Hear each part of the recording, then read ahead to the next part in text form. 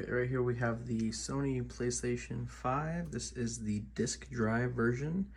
It has a USB port and a USB-C as well. Yeah, it takes Ultra HD discs so you can watch 4K movies on your 4K TVs.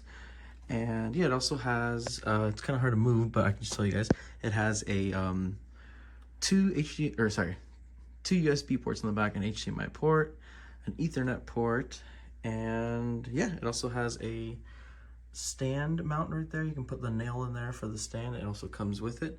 The stand is also on the bottom right now. That is what's keeping it on its side. Very sleek and modern look that it has. And yeah, I'll go ahead and start the TV up right now and see if we can get the game started. So you guys can see the interface a little bit. It's pretty cool. It's definitely my favorite system out of the two next-gen systems. I have the Series X as well, but I do prefer my PS5 a little more. Let me go ahead and exit this real quick. This is the home screen, or the thing you get first. You just go ahead and click your profile. I am running Cyberpunk 2077 right now. And yeah, this offers a lot of cool stuff. It's 60 frames per second mostly for games, like pretty much locked.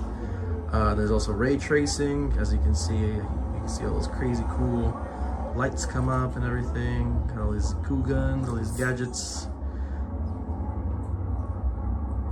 Yeah, it definitely speaks for itself when you start playing these games. Lots of haptics on the controllers, lots of different cool things that this game has to offer, or that this console has to offer. The home interface is pretty cool too.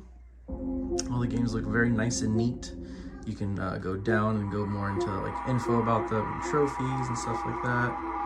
But yeah, it's a great console. If you guys can, I know it's pretty hard to get your hands on one, but if you can get your hands on a PS5, I would recommend it because it is amazing.